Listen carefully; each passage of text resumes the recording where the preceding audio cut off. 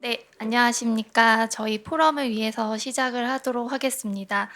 안녕하십니까. 오늘 포럼의 사회를 맡은 과학기술정책연구원의 전지은입니다. 네, 바쁘신 가운데 우리는 왜 국가 R&D를 지속하는가? 지나온 60년, 나아갈 60년 포럼에 참석해 주신 여러분께 감사드립니다. 오늘 포럼은 우리나라 국가 R&D의 지난 60년을 돌아보고 앞으로 국가 R&D가 어떠한 역할을 해야 하는지 함께 고민하여 향후 정책 아젠다를 모색하기 위해서 마련되었습니다. 먼저 오늘 포럼의 취지와 의미를 말씀해 주실 이경수 국가과학기술자문회 부의장님을 모시도록 하겠습니다. 큰 박수로 모시겠습니다.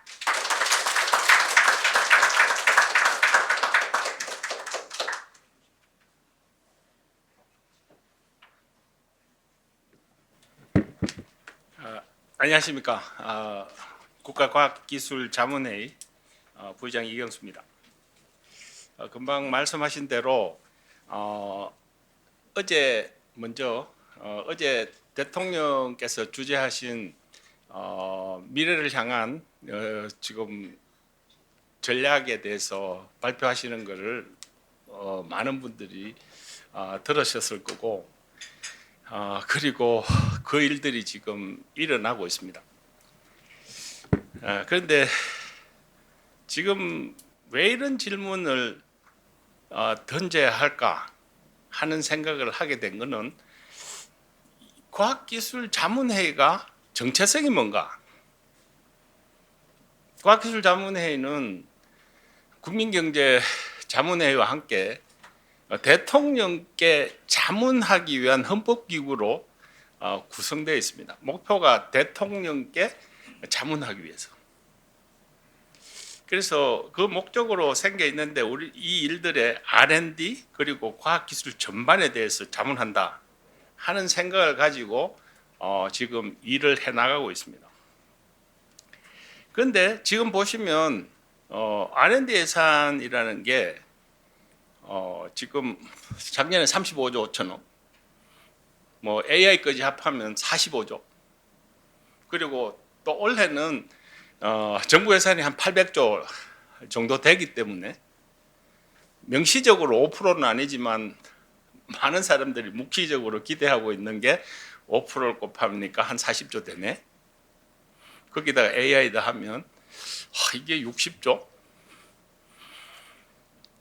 굉장히 큰 돈이고, 그리고 그렇지만 다가 모자랍니다. 그리고 많은 분들이 이 R&D 연구개발 과학기술에 들어가 있습니다. 그리고 매일 열심히 일하고 있고, 그리고 이 일들을 계속해 오고 있고, 모든 것이 다 부족합니다. 그래서 지금 저도 평생을 그렇고 살았는데 요즘 와가지고 제가 이제 되돌아보면서 어떤 질문을 과학기술자문회에서 한번 던져야 할까 하는 생각을 하고 있습니다.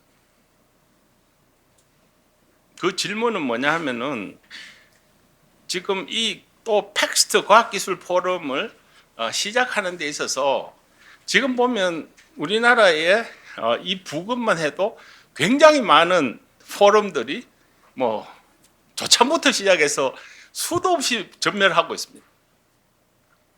그 정도로 세상이 급격하게 변하고 전략적인 패권 전쟁과 함께 AI 뭐 모든 일들이 한몫에 일어나면서 몇 천조의 투자가 지금 3메가 프로젝트에 그거에 상응하는 7개의 시드 프로젝트까지 투여되고 있는 상황에서 이게 쓰나미같이 연구자들한테 밀려오고 있습니다. 그 돈은 국민이 세금으로 펀딩이 된 거죠. 그러면 그거는 세금을 낸 분들이 기대하는 게 있을 겁니다. 그게 정확하게 뭔지는 모르지만 이 시대에 와서 우리가 다시 한번 과학자, 기술자, 그리고 연구자로서 정말 지금까지 우리가 열심히 하고 있고 정말 하고 있는 이 일들이 국민들이 볼 때 이게 관성인가? 그렇지 않으면 이게 지속 가능한가? 지속해야 되는가 하는 질문을 한번 던져볼 때가 되었다고 생각합니다. 그래서 그 뒤에 시퀀스로 올해 말까지 한 몇 가지 질문들을 아직 뭐 정확하게 한 건 아니지만 그걸 가지고 포럼을 끌고 가고 그게 종합되면 나중에 대통령께 이게 지속 가능하냐? 지속해야 되느냐? 그리고 지금 체제가 이제까지 오던 게 맞냐? 이 질문들에 대해서 말씀드릴 수 있는 기회를 만들었으면 하는 의미에서 과학기술자문회의가 아니면 던지기 힘든 질문을 지금 시작한다.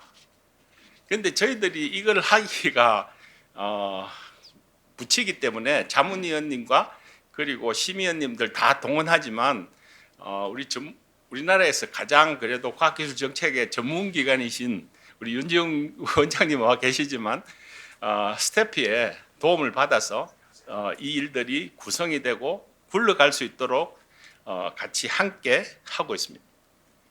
그래서 오늘은 첫 번째 화두로서 우리 홍성주 스태프 심의위원님이고 또 우리 심의원이신 홍성주 박사님이 한국 혁신 생태계 역사적 경로와 미래 전환 전략이라는 제목으로 내년도가 과학의 날 60주년입니다.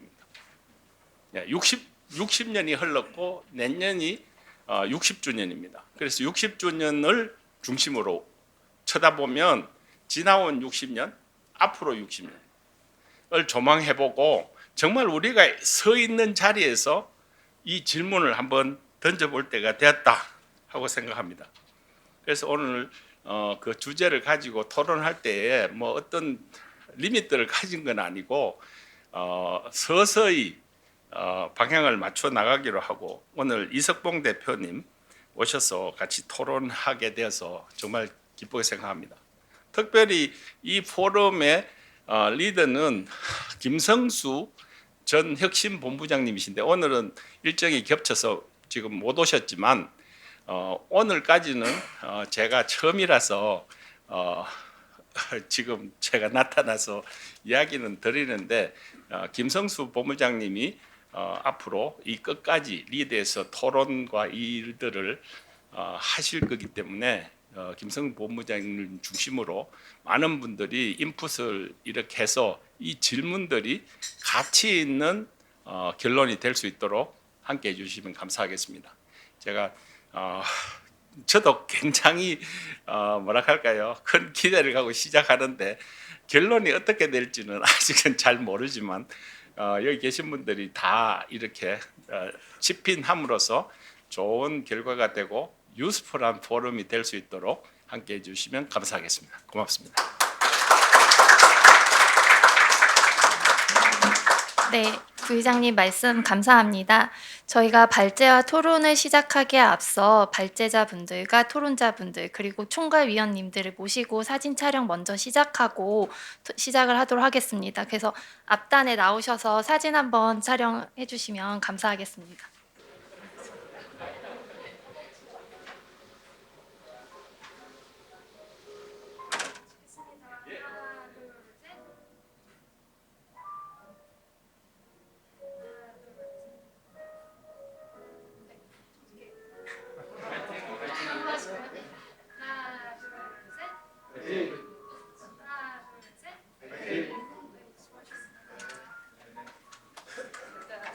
네, 이어서 본격적으로 발제와 토론을 진행하도록 하겠습니다.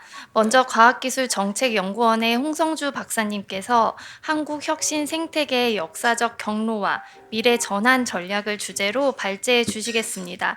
그런 발제자를 큰 박수로 모시겠습니다.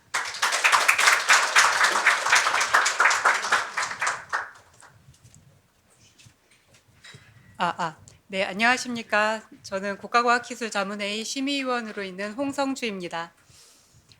제가 오늘 이 발제를 맡게 되었는데요.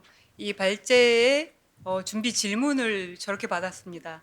국가는 어떠한 이유로 과학기술을 지원해 왔고 미래에는 어떠한 이유로 과학기술을 지원해야 하는가. 예, 굉장히 큰 질문이죠. 그래서 이 질문에 대해서 제가 오늘 약 20분 정도 이렇게 발제를 할 텐데 이제 크게 한 세 파트로 20분 시간이 짧지만 한 세 파트로 나눠서 말씀을 드리려고 합니다. 일단 첫 번째는 이제 역사적 경로를 보면서 우리가 어떤 질문을 던져왔지. 두 번째는 우리의 현재, 우리는 지금 어떤 질문을 가지고 있지. 그리고 세 번째는 우리는 앞으로 어떤 질문을 던져야 하지. 물론 우리가 오늘 이 이야기를 다 풀어가기에는 시간이 충분치 않아서 중간중간에 내용적으로 조금 건너뛰는 면이 있지만 그 부분은 조금 양해를 부탁드리려고 합니다. 자, 여러분들을 지금으로부터 한 80년 전으로 이제 모시고 가도록 하겠습니다. 1945년, 45년에 해방이 됐다는 사실은 여러분들 다 알고 계시죠. 그리고 내일 모레가 광복절입니다. 그렇죠? 자, 그럼 1945년 바로 그때 8월에 한국 과학계가 마주한 문제는 무엇이었을까요? 제가 사진에서 단서를 좀 찾아보려고 했습니다. 이 앞에 보면은 이제 요즘에도 이런 책들이 나와 있는지는 모르겠는데 그 옛날 도서관에 이 장서인이라는 도장이 있습니다. 이 앞에 있는 도장은 지금 이제 좀 작아서 잘 안 보이시겠지만 9개의 글자, 3 곱하기 3으로 9개의 글자가 적혀 있습니다.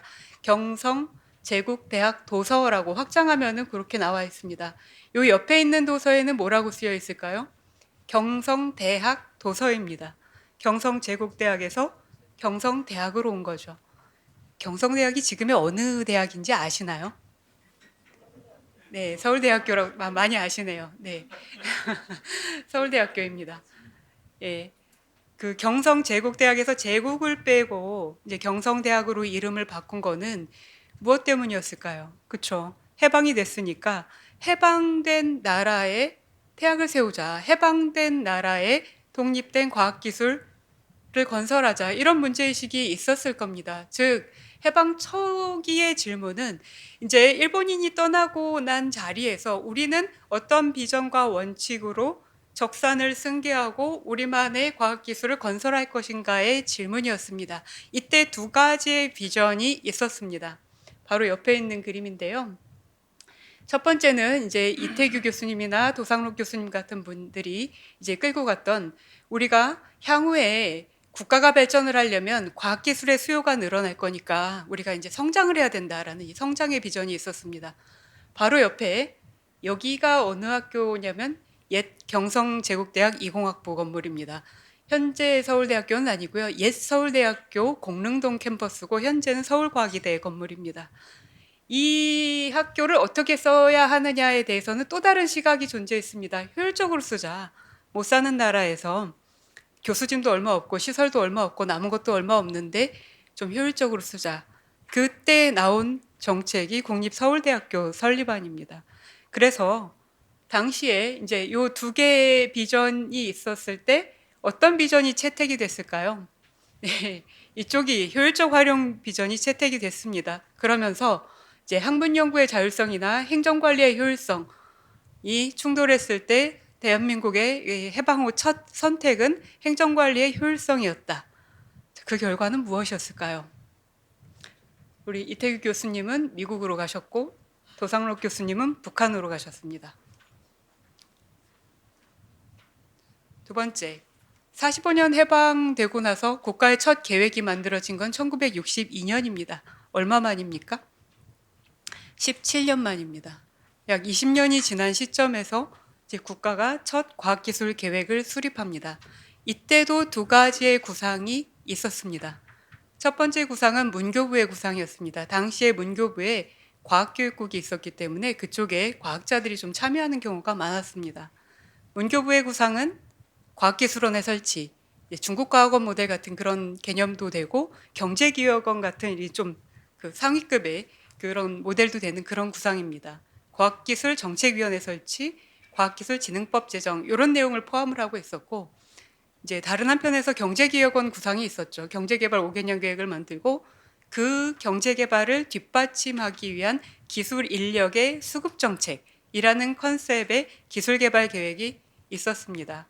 자, 두 구상 중에 무엇이 채택됐는지는 여러분들도 잘 아실 겁니다. 후자가 채택이 됐습니다. 그러면서 이제 제1차 기술진흥 5개년 계획이 성립하게 됩니다.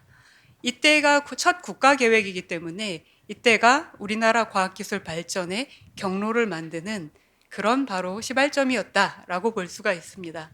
그래서 이때부터 한국 과학기술의 발전 경로는 교육 과학 중심이 아니라 경제 기술 중심의 계보로 형성이 되었다라고 보실 수가 있습니다. 1967년에 제가 중간에 좀 건너뛰어서 죄송합니다. 키스트 설립도 있고 여러 가지 그 역사적인 사건들이 있지만 오늘 시간이 짧아서 주요 국면들만 좀 리뷰를 하도록 하겠습니다. 67년에 첫 과학기술 전담 정부 조직이 만들어집니다. 그러면 한국에 그 67년이면 여전히 못 사는 나라잖아요. 이럴 때 그런 나라에서 과학기술 전담 조직을 만들 때 어떠해야 되는가라는 구상들이 있었겠죠. 그때 이제 문교부를 중심으로 해서 과학기술원안이 다시 한번 떠오릅니다. 그리고 다른 안으로 과학기술처안이 나옵니다. 네, 여러분들 생각해 보세요. 대한민국 정부는 48년에 수립이 되잖아요. 그렇죠? 근데 그로부터 한참 지나서 약 20년 만에 새로운 전담 조직이 만들어지는데 부나 원급으로 만들어지지 않았던 거죠. 처급으로 만들어집니다. 그러면서 이제 처의 집행력이란 그 집행의 범위가 그 사실은 문교부안이나 과학계가 주장한 안은 굉장히 좀 큰 규모였어요. 산업기술 쪽을 포괄하는 쪽이었는데 이제 초기에 과학기술처가 세팅이 될 때는 기존의 원자력청이나 중앙관상대 국립지질조사소만 포함하는 굉장히 좀 협소한 범위로 설정이 되었고 처로 설정된 이유는 부가 아니라 이제 부는 집행기구들이 많고 라인 기능이 굉장히 강합니다. 근데 처는 스텝 조직, 우리 법제처 있잖아요, 그렇죠? 스텝 조직, 그 참모용 조직이 강합니다. 참모용 조직의 성격을 가지고 있습니다. 즉 다른 부처에서 하는 활동들 같은 것들을 이제 종합 조정하고 그 지원하고 하는 그런 역할을 하라는 의미에서 과학기술처로 설립이 되었습니다. 이해가 바로 과학의 날을 결정한 해죠. 그렇죠? 그래서 내년 2027년이 과학기술 60주년이 되는 것은 1967년 과학기술처 설립의 60주년과 동일한 의미다라고 보실 수 있겠습니다. 자, 좀 많이 넘어가서 이제 82년 앞에 하나가 더 있었나요? 아닙니다. 자, 82년으로 왔습니다. 과학기술처 만들어지고 우리 대덕연구단지도 만들어지고 산업기술개발 그 기관 단위로 열심히 했습니다. 근데 82년이 되면 이제 그 당시에 또 질문이 또 바뀌게 됩니다. 이제 70년대까지 막 급격하게 경제 성장하고 경제 발전하고 공장 들어오고 했는데 이제부터는 좀 첨단 산업 기술 개발로 가야 되는 거 아닌가? 라는 질문이 국가적으로 온 거죠. 그럼 첨단 산업 기술 개발을 하기 위한 정부의 R&D 지원은 뭐를 해야 되지? 라는 질문이 오게 됩니다. 그럼 당시와 같이 출연 연구 기관을 만들고 기관을 지원하는 방식이 적정하냐? 라는 질문이 온 거죠. 그래서 기관의 출연금 중심의 지원이 아닌 새로운 지원 방식을 개발한 게 특연사, 특정연구개발 사업이다 라고 보실 수가 있겠습니다. 이때부터 기관 단위의 지원이 아니라 사업 단위의 지원이라는 개념이 굉장히 강하게 들어왔고 여러분들이 국가 R&D라고 하는 국가 R&D 사업을 하실 때 늘 겪는 사업이 이제 사업이 공모가 되면 이제 그 안에서 과제를 신청을 해야 되고 과제를 신청하고 나면 협약을 하고 이제 그거 과제를 수행하고 나면 평가를 받는 그런 프로젝트 관리 체계가 이제 82년에 시작되었다라고 보실 수가 있겠습니다. 그러다가 이제 89년, 이제 80년대 말이 되면요. 기술 추격 다음은 뭐를 해야 되는 거야? 라는 질문이 오게 됩니다. 첨단도 이제 82년 특연사를 통해서 가기 시작을 했는데 추격하고 나면 그 다음에는 2000년대를 준비해야 되는데 이때는 어떤 과학기술을 하는 거야? 라는 질문이 왔을 때 드디어 기초과학, 기초연구가 등장을 합니다. 일단 법부터 등장을 하고 SRC, ERC 사업이 만들어지고 장기간 연구비를 지원을 하면서 기초연구의 초기 기반을 만들게 됩니다. 그러니까는 67년 과기부가 만들어지고 기초연구 사업이 아예 없었던 건 아니지만 제대로 이제 기초연구를 하자라는 얘기는 20년 더 지나서 나왔다라는 건데 다만 이때 기초연구를 우리가 지금 생각하는 기초연구나 기초과학 개념의 지원이 아니라 수월한, 우수한 이제 잘 선발해서 수월한 조직을 집단 형태로 키우겠다라는 개념의 기초연구 정책이었다라고 보실 수가 있겠습니다. 사진 설명하면 시간이 많이 길어질 것 같아서 제가 중간중간에 넘어가는데요. 여기 반가운 얼굴들 보이시죠? 정근모 전 장관님, 그리고 최석식 차관님. 예, 오늘은 안 계시지만 아마 나중에 유튜브로 보시면 좋아하실 것 같습니다. 자, 그러다가 92년 이제 특연사를 통해서 첨단 산업 기술 개발 가자라고 했는데 92년이 되면 그럼 그 중에서도 우리가 선진국 대열에 가는 그런 길에서 가장 선도적인 역할을 할 게 뭐냐라는 질문이 또 온 거죠. 국가적 질문이. 그래서 나온 사업이 G7 선도기술개발 사업입니다. G7 사업은 이제 92년부터 2001년까지 10년을 지원하면서 이제 이때 전략기술 얘기가 남아요. 이미 세계적 경쟁력 있는 전략기술을 지원을 하자. 그리고 목표는 선진국 진입에서 선도 역할을 해야 되니까 성과는 산업적으로 나와야 된다. 차세대 평판 디스플레이 같은 이런 개념으로 설계된 사업이 이제 G7 사업입니다. 굉장히 성공적이었고 이런 사업을 했더니 논문과 특허가 쏟아져 나오더라라는 것들을 경험하게 해준, 즉 양적 성장의 시대에 불을 붙인 사업이었다라고 볼 수가 있습니다. 자, 98년이 되면 이제 우리가 이제 세기 말이 되지 않습니까? 그리고 2000 뉴 밀레니엄을 맞이하기 직전이고 또 IMF라는 외환위기라는 그 굴곡 사이에서 이제 선진국으로 점프를 할 거냐 아니면 내려갈 거냐를 선택하는 기로에서 정치적 지도자는 점프하는 거를 선진국으로 가는 경로를 택했다라고 저는 생각을 합니다. 선진국이 되기 위한 과학기술 체계는 이제 98년에 첫 고민이 되면서 이 당시에 있었던 변화가 과학기술처가 과학기술부로 승격한 겁니다. 1967년에 과학기술처가 만들어졌으니까 무려 31년 만에 조직 개편 한번 이제 그 큰 단위에서의 조직 개편이 31년 만에 된 겁니다. 우리가 그 이후에 얼마나 자주 됐는지를 다 알기 때문에 이런 무게감 있는 변화라는 것들은 정말 중요한 역사적 변화다라는 게 좀 약간 느낌이 오죠.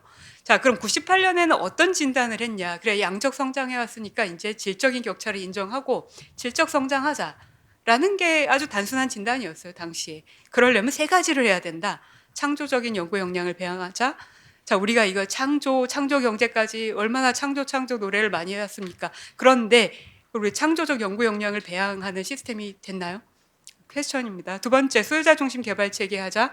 뭐 이건 1, 2, 3로 항상 나오는 거죠. 그다음에 세 번째가 이제 R&D에 앞으로 투자를 많이 할 테니까 투자 생산성 향상하자.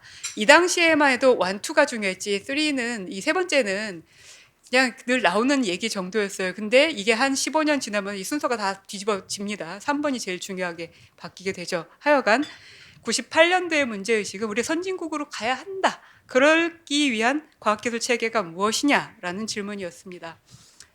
자, 이 질문은 사실 2000년대 초를 장악을 합니다. 우리 사회를. 그래서 2001년에 그럼 이제 선진국으로 간다. 그거 의미가 뭡니까? 라는 질문이 오는 거죠. 아, 선진국으로 간다는 것은 산업사회에서 지식기반 사회로 간다는 겁니다. 그렇기 때문에 새로운 국가혁신 체계가 필요합니다.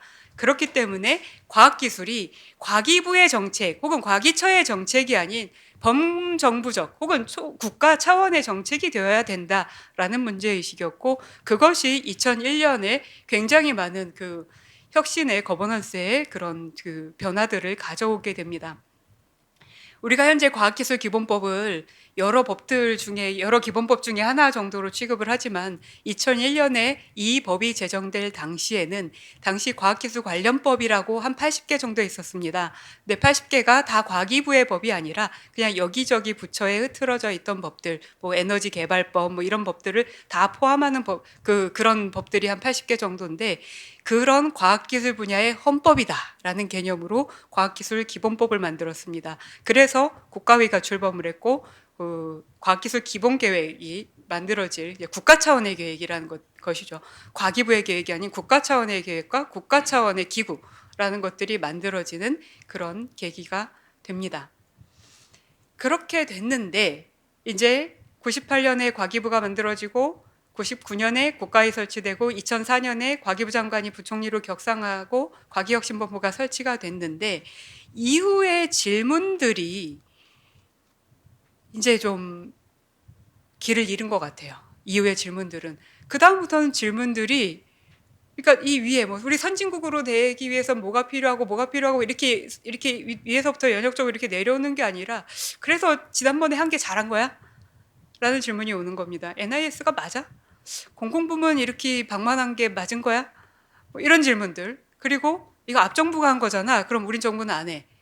이런 식의 질문들이 장악을 하게 되는 시기가 요 2000년대 중반 이후로 들어오면서 굉장히 여러 차례 거버넌스 변동이 있었고 이제 자문심의 예산조정 집행을 어느 조직과 위계에 결합할 것인가에 따른 이합 집산들이 좀 있었습니다. 이거 말끔하게 정리가 됐나요? 지금? 아닙니다. 그러다 보니까 선거 국면만 되면 계속 1번으로 나오는 과학기술 공약이나 혹은 아젠다가 맨날 거버넌스입니다. 거버넌스는 사실 수단인데 어떤 목적을 위한 수단인데 목적 얘기보다 조직에 대한 얘기가 훨씬 더 오랜 기간 반복되어 온 것이죠. 자, 여하간 이제 우리의 최근 경험은 그렇다는 거고 역사적인 과정을 정리를 하면 한국의 과학기술은 국가가 어떤 이유로 과학기술을 진흥해야 돼? 라는 질문에 대해서 해방 후 국가의 과학기술 건설이라는 관점, 그 다음에 경제 추격의 관점, 기술 자립화의 관점, 그리고 선진국이 되기 위한 체계의 관점에 답을 하는 순서로 이제 진행이 되어 왔습니다. 자, 그러면 다음 60년의 정책은 어떠해야 될까요? 다음 60년의 정책도 바로 우리가 어떤 국가적 질문을 던질 거냐, 언제까지 거버넌스 뭐 이런 얘기를 가지고서 이 모든 질문을 숨기고 이런 거는 아니고 이제 어떤 질문을 설계할 것이냐, 여기서 좀 시작을 해야 된다라고 생각을 합니다. 자, 그럼 이제 국면이 바뀝니다. 지금 현재로. 그럼 이제까지 그렇게 해서 잘 해왔다면 이제 국가가 과학기술에 투자해야 될 이유가 달라질까요? 달라질 것 같아요. 왜냐하면 앞에서도 계속 달라져 왔잖아요. 그리고 달라져 왔고 그 달라진 질문에 답을 하는 과정에서 성장을 해왔단 말이에요. 자, 그러면 지금 우리가 마주하고 있는 질문이 뭐냐라는 거를 보는 거죠. 우리가 한국의 그 GDP 대비해 해서 연구개발 투자 비율이 세계 최상위권입니다. 그럼에도 불구하고 우리가 어떤 질문을 계속 반복하냐 하면요. 우리 지금 이만큼 투자하는데 잘하고 있는 거야? 라는 질문을 계속 모든 정권마다 뭐 모든 정권마다도 아니에요. 그냥 매월 반복을 하고 있습니다. 근데 이 질문을 잘 뜯어보면 두 가지 판단이 섞여 있어요. 첫째는 무엇을 위해 투자하지? 목적론적 질문이고요. 둘째는 제대로 하고 있나? 효율성, 효과성 관점입니다. 근데 여러분들 한번 잘 생각을 해보세요. 이 질문은 분명 두 가지를 다 품고 있지만 우리가 정책적으로 늘 하는 질문은 사실은 무엇입니까? 효과성, 효율성입니다. 2001년 이후의 대부분의 정책은 목적론적 탐구는 이제 미사역으로 그냥 치부하고 우리의 이 효과성 혹은 이제 제대로 하고 있는 거야? 성과 좀 보자. 이 질문만 끊임없이 반복해 오고 있었다라는 게 제 진단입니다. 자, 이거를 제가 계량적으로 보여드리고 싶어가지고 이 발표를 준비하면서 엄청나게 했습니다. 지난 20년 동안 우리가 무슨 정책을 반복했지라는 이런 시각을 가지고 이제 R&D 혁신 방안, 이제 기재부의 혁신 성장 전략, 그다음에 산업 R&D 혁신 방안, 중소기업 R&D 혁신 방안 이 19개 문건에 대해서 진단과 처방을 이제 8개, 11개로 나눠서 코딩을 했어요. 코딩을 해서 이걸 분석을 해봤더니 이제 이게 자카드 유사도라고 하는 건데 문서 간의 코드 공유율이 1이면 동일한 겁니다. 근데 0.7이 넘습니다. 그것도 저 빨간색만 설명드릴게요. 정권이 달라져도 정책의 영역이 달라도 0.7이 넘습니다. 근데 그럼 그 내용이 뭐냐? 자율성 규제 완화, 저효율 사업화 조정. 그러니까 자율성이냐 자율성이냐 비효율이냐 사이에서 끊임없이 여러 개의 정책 문건들이 계속 같은 진단과 비슷한 처방을 반복하고 있는데 다만 진단의 비슷함이 좀 더 높습니다. 처방의 비슷함보다. 처방의 유사도가 달라지는 건 제가 그 부분은 이렇게 설명을 해드리면 옳을 것 같아요. 정권이 바뀌면 이 정책을 운영하는 방식이 좀 바뀝니다. 그래서 처방의 수단이 조금씩 달라집니다. 그래서 진단은 동일하나 처방이 이렇게 가다 저렇게 갔다 하는 방식으로 처방은 약간씩 바뀌는 이런 것들을 반복을 해오고 있다. 즉 정책의 진단과 처방이 범정부 현상으로 나타났는데 제가 분석한 결과에 따르면 이게 뭐를 의미하냐. 그러니까는 계속 자율성, 물론 자율성의 내용은 다릅니다. 이 분석은 그냥 키워드로 한 거기 때문에 맥락이 동일하다라고 설명하지는 않습니다. 하지만 워드다운 단위에서 이게 비슷한 게 반복이 된다라는 거를 이게 지금 서류로 보면 잘 이해가 안 되는데 전쟁 상황으로 보세요. 그러면은 A가 이겼다, B가 이겼다 하는데 고지가 항상 거기서 고긴 거예요. 고지전에서 그냥 왔다 갔다 하는 상태예요. 이런 상태를 교착 상태라고 하잖아요. 교착 상태를 풀려면은 뭐를 해야 될까요? 그렇죠. 우리 지금 이렇게 싸우고 있는 거 맞아라는 질문을 해야 되는 거예요. 즉 질문의 차원을 위로 올려서 봐야지 되는 거고, 그거 위로 올려서 보는 역할이 리더십의 역할인 거죠. 자, 그러면 오늘 포럼의 취지가 저는 이거라고 생각을 합니다. 국가가 왜 과학기술에 투자하는가? 우리 목적론을 한번 좀 얘기를 해보자. 목적론은 그냥 우리 초격차 가고 싶어요, 선진국 되고 싶어요, 선도용으로 갑시다 라는 슬로건이 아니라 목적론을 한번 제대로 얘기를 해보자. 그 목적론에 부합하게 우리가 하는 일들이 다 세팅이 됐는지 뜯어보자 라는 생각으로 이 뒷부분 을 좀 이제 구성을 해봤습니다. 목적은 크게 한 4가지 정도 있다라고 클러스터링이 됩니다. 역대 기본 계획들 6차까지 다 분석을 하면 한 4가지 정도로 나옵니다. 경제 성장은 이제 항상 나옵니다. 성장은 우리가 뭐 버릴 수 없는 가치잖아요. 사실은 누구나 성장하고 싶고 당연히 국가도 성장을 해야 되죠. 근데 이 경제 성장의 목적은 현재의 위치는 지배적입니다. 예산과 평가의 언어를 사실상 독점하고 있습니다. 전략적 자율성은 사실은 최근 한 10년 동안 강조된 부분이에요. 안보 차원에서. 왜? 스스로 만들 수 있어야 협상 가능하니까. 내가 만들지 못하고 역량이 없으면 끌려다니지 않습니까? 자, 하지만 이 부분은 현재 이제 사업과 예산은 많지만 포트폴리오나 이거를 장기적으로, 중장기적으로 어떻게 끌고 갈 것인가에 대한 원칙은 현재 없다. 그래서 취약성 중간으로 제가 평가를 했습니다. 사회 문제 해결. 우리가 진짜 이것도 한 20년 가까이 해왔는데 이 부분은 이제 사업과 과제로는 존재를 합니다. 하지만 공공가치로 어떻게 연결이 되느냐, 이 부분은 취약하다라고 볼 수가 있고, 그 다음에 탐구 자체의 가치. 제가 아까 쉬는 시간에 저쪽 테이블에서 예전에 독일의 메르켈 총리가 curiosity driven, 그러니까 호기심 기반의 어떤 정책들을 그 혁신 전략의 기본 방향으로 세우더라라는 얘기를 했더니, 이제 말씀을 드렸더니 한국에서 호기심을 정책 용어로 쓰면 욕먹을 거다라는 말씀을 하시더라고요.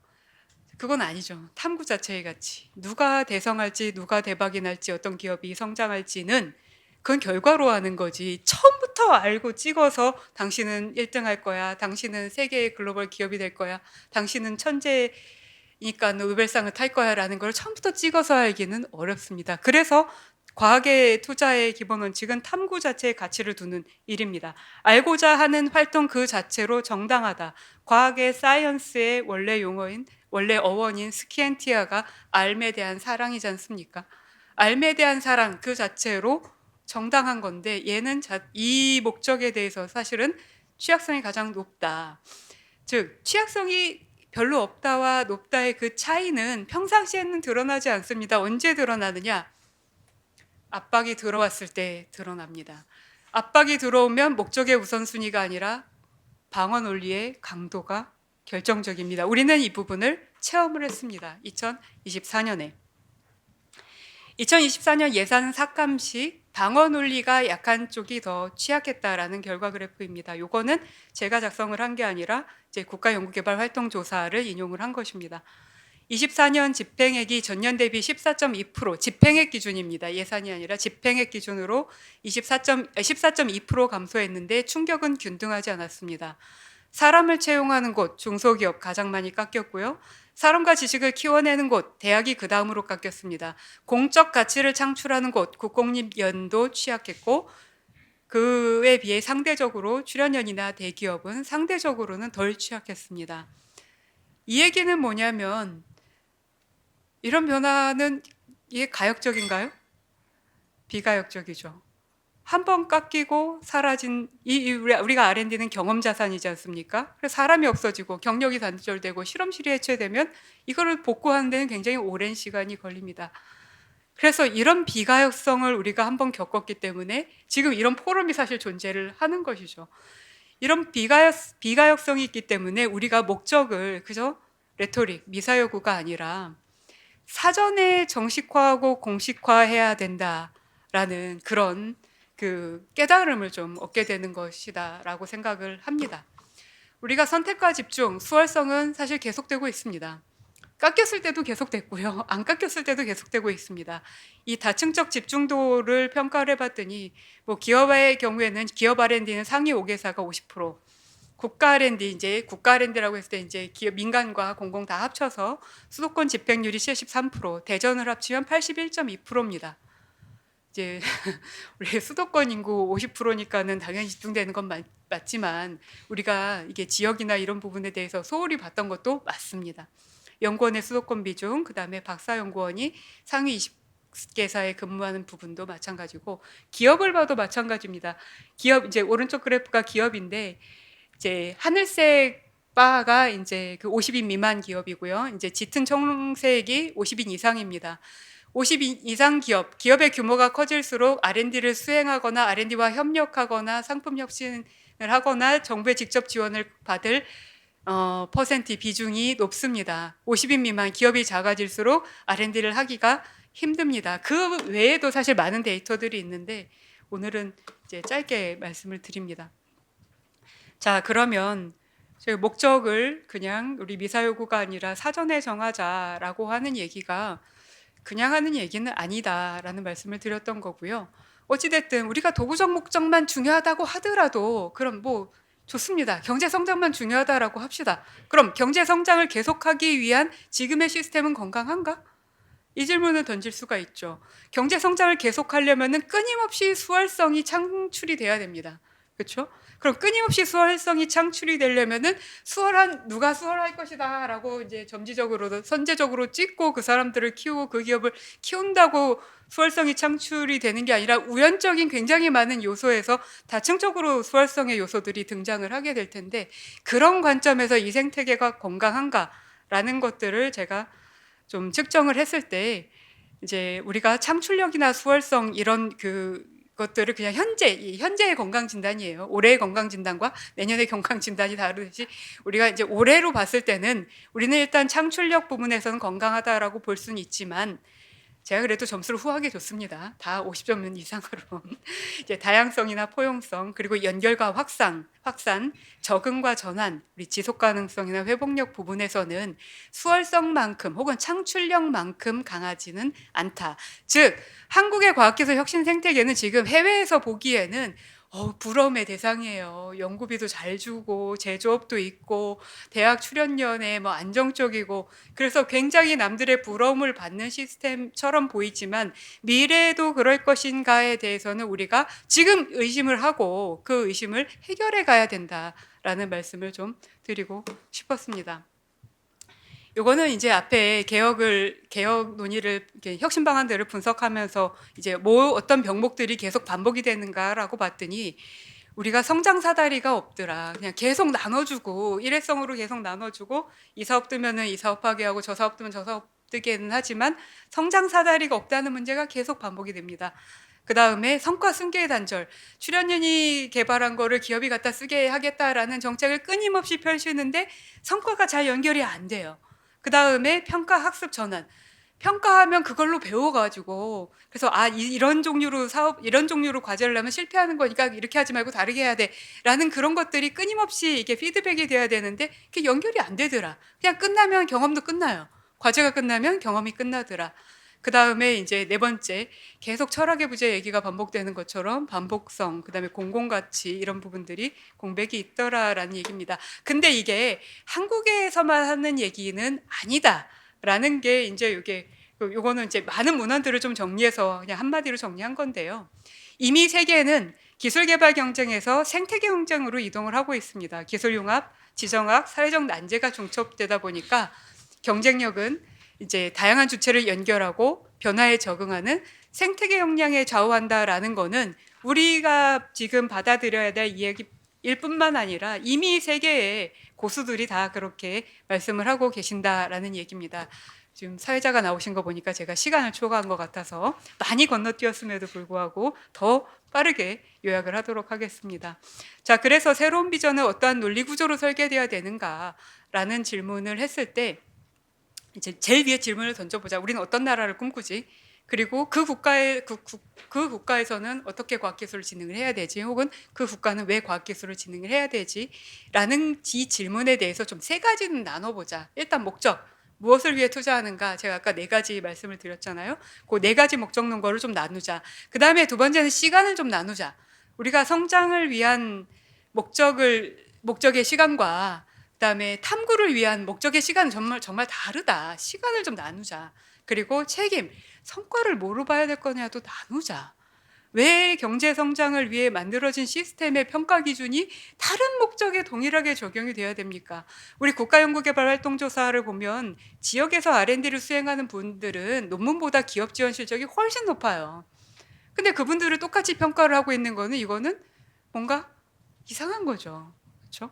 자, 그래서 이런 그 목적을 다양화하고 다각화하고 그 목적에 맞는 시스템을 구축하자가 이 뒤인 이야기의 핵심입니다. 그런 거를 위해서는 우리가 정책을 하는 그 내용 구성들이 다 바뀌어야 된다. 근데 이제까지 왜 정책을 하는 내용 구성이 바뀌지 않았는가? 목적을 나누지 않았기 때문이다.